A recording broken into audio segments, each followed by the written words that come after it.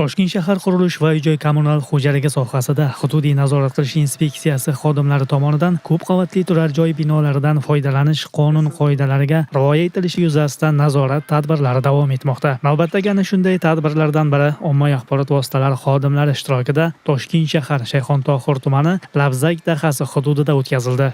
O'rganish jarayonida Labzak dahasida joylashgan 20-ko'p qavatli uyning tutash hududiga fuqaro tomonidan o'zboshimchalik bilan qurilma qurib olganligi ma'lum bo'ldi. Aniqlanishicha, mulkdor tomonidan noqonuniy tarzda qurilgan ushbu obyekt uchun tegishli tashkilotlarning ruxsatnomasi olinmagan. Mazkur huquqbuzarlikni sodir etgan mulkdor holat yuzasidan izoh berishni istamadi. Qurilish va uy-joy kommunal xo'jaligi sohasida hududiy nazorat qilish inspeksiyasi xodimlari tomonidan fuqaroga nisbatan ma'muriy bayonnoma rasmiylashtirildi. Ko'p xonadonli uyga tutash yer maydon nafaqat joy mulkdori qurilma qurgan, balki ko'p xonadonli uyga tutash yer maydonida qurilmani ostki qismida yerto'laga tushish yo'lagi ochilgan.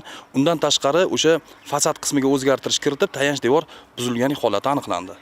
Ushbu mazkur holat yuzasidan ma'muriy bayonnoma rasmiylashtirildi va joy mulkdoriga 15 kun muddatda avvalgi holatga qaytarish yuzasidan majburiy ko'rsatma berildi. Inspeksiya vakilining qo'shimcha qilishicha, bu kabi qurilish ishlarini amalga oshirish oqibatida uyning tayanch devorlariga ziyon yetishi mumkin. Shuningdek, ko'p qavatli uyning seysmik holatiga salbiy ta'sir ko'rsatadi. Bundan tashqari, favqulodda holatlar ro'y berganda tez yordam ko'rsatuvchi soha vakillariga xalal berishi mumkin. Tadbirlar esa poytaxtning boshqa hududlarida ham davom etmoqda.